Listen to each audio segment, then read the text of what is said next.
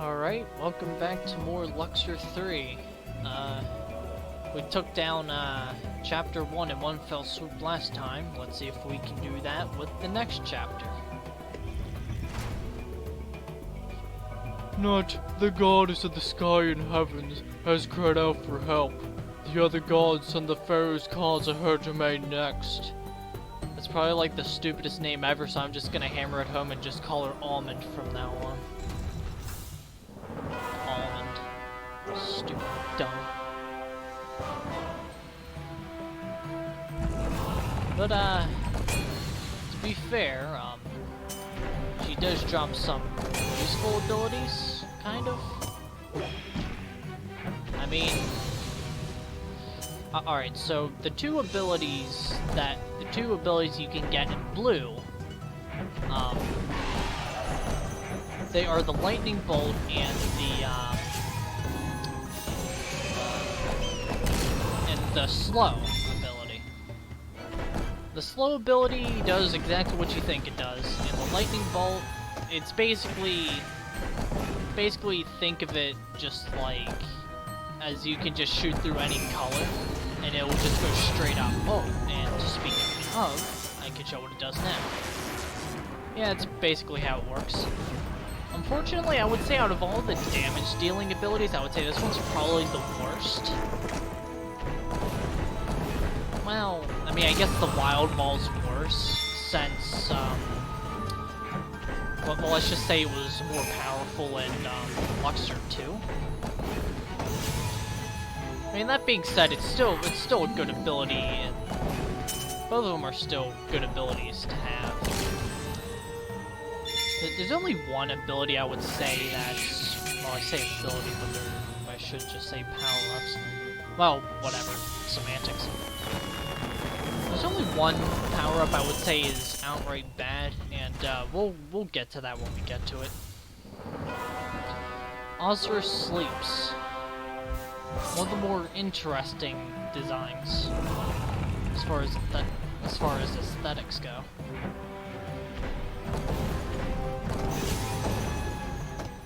Reflectors work pretty well on this stage,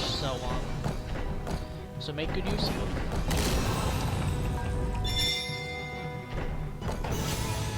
You'll get some nice bonuses. This is the color replacer. I'm sure I've already shown what it does, but in case you couldn't figure it out, or in case I hadn't used it properly yet, that's what it does.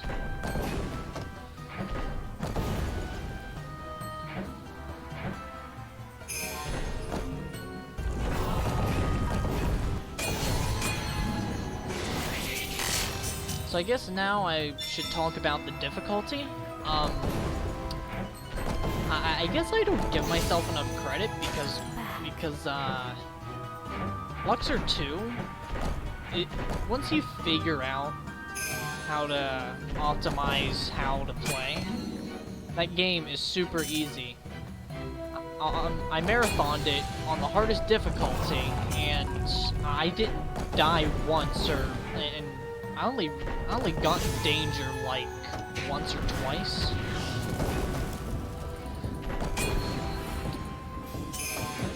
Like, people, and by people I mean the 4 other people who know this game's existence, exaggerate,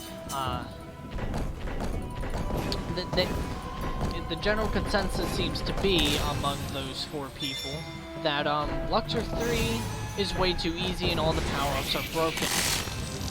And for one particular power-up, I'm not gonna say that it isn't broken, but Luxor 2 is literally just keep spamming Frenzy and Bomb, and it just wins itself for you. Because of how often you get items. Well, let's elaborate on that a little more later. Here is the Onslaught mode. Set has created mystical statues to block the way and force the scarabs to take a shorter route. Shoot the statues, destroy them, and give yourself more time to remove the spears, but be warned, Set has enchanted the statues. so that when one is destroyed, another will surely appear elsewhere. Just what you think it is. Just exactly what it said on the tin. This mode is, there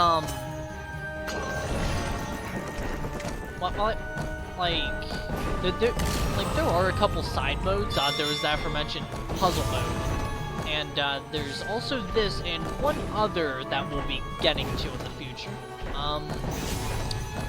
I like all the modes, but, I do definitely think that, the game definitely shines strongest in its classic mode gameplay. But these are pretty fun too.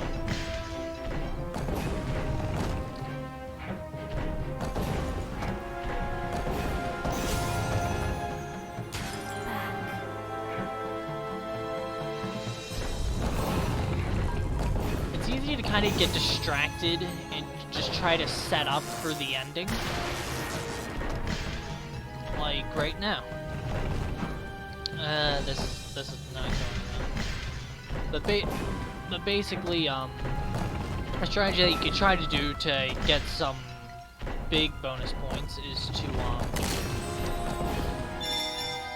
basically just wipe out all the statues, and then you can just get free. Well, you'll see right now. Now, this is only worth trying to go for on, like, the first few Onslaught stages. Eventually, we'll get to a point where there's so many different elements on screen that it's not really worth it to try to set up for the bonus.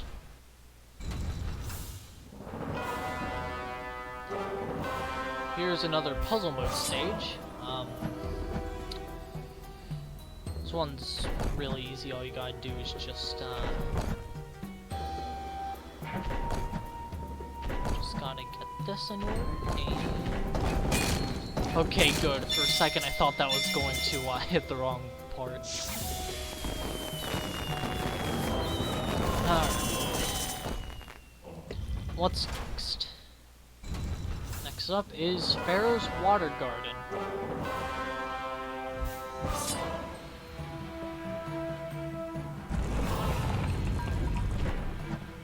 Oops. That wasn't so good.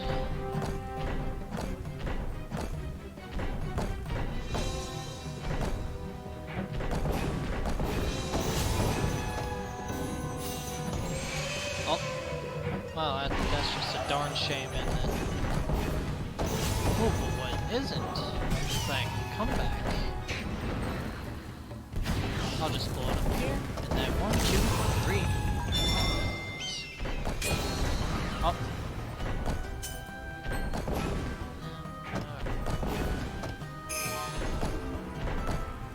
But going back to this game, either Luxor 2 is really easy, or I get myself more credit than I'm willing to admit, because Luxor 2 is really easy on the hardest difficulty. This game, however, even as, I guess, for lack of a better term, being a seasoned veteran, I mean, I have played through this game quite a few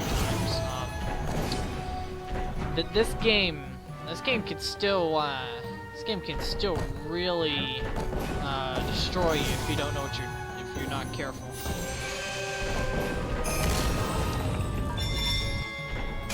Truthfully, I had a deathless run up until, like, about the last 2 chapters, where I did die at least a couple times. I know it's probably gonna sound like I'm bragging, but I'm not trying to.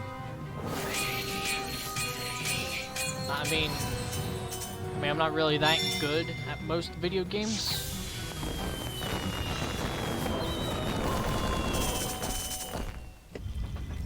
Well, all that aside,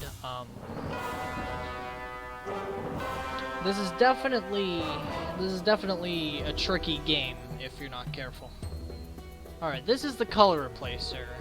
This is exactly like the, well, I forget if it has a different name as just a power-up. But yeah, it does exactly what, that certain other power-up does. End of story.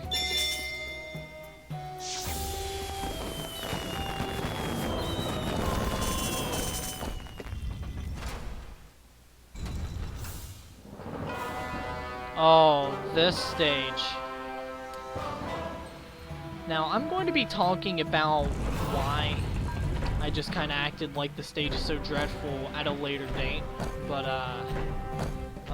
this stage kind of has a reputation with me.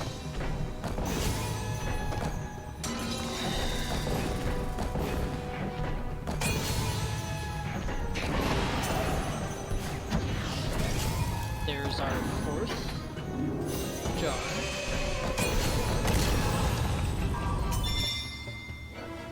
Oh, and just for reference, these jars are going to become easier and easier to get because, as you can probably tell, the more chapters we get into, the more stages we'll be doing in each individual chapter. So you'll have more opportunities to get every jar.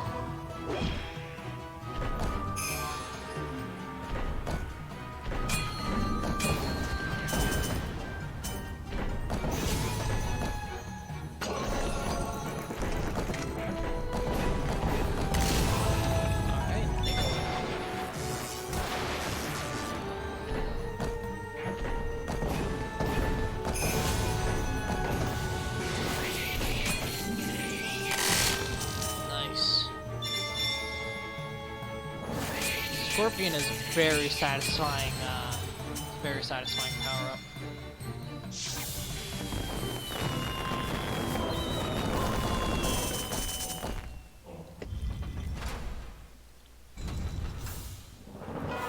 And here we have Guardian of Almond.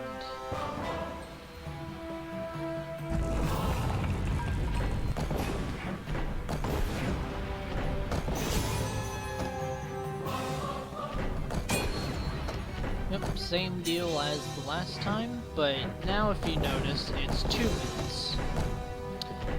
These might not seem like much, considering the rather easy difficulty so far, but trust me, you're gonna wish they stayed at 2 minutes later on.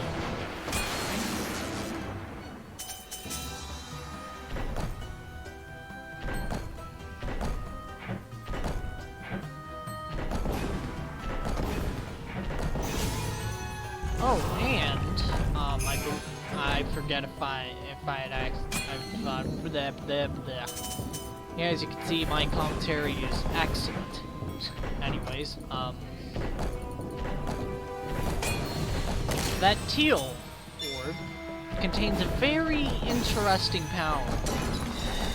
Very interesting power up indeed. I'm not gonna go out of my way to show it. I'd more so just like to demonstrate it once we get those blue orbs in action, and we will get them in the proper classic mid stages. But let's just say that power up is pretty interesting.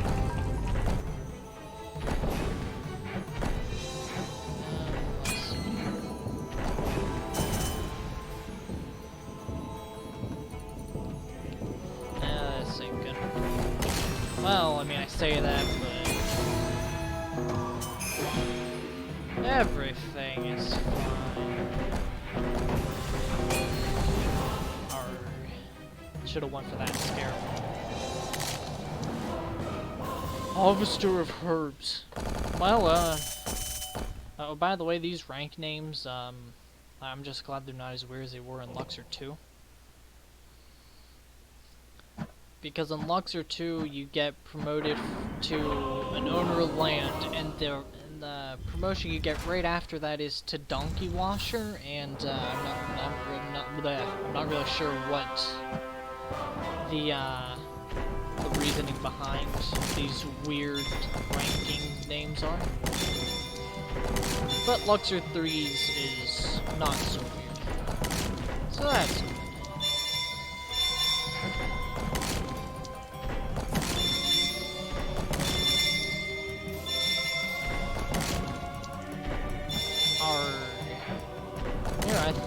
stone.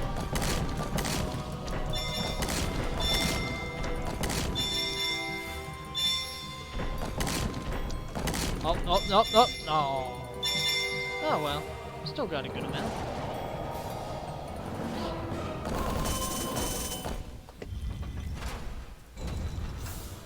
Alright, what can we get?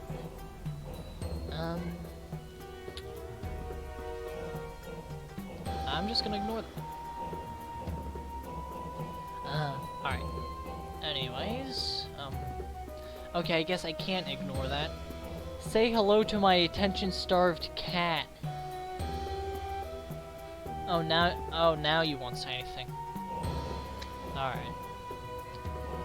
Well, since my attention-starved cat must always muck in my mud, I am going to,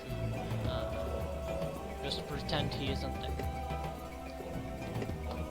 I don't really worry so much about what items to,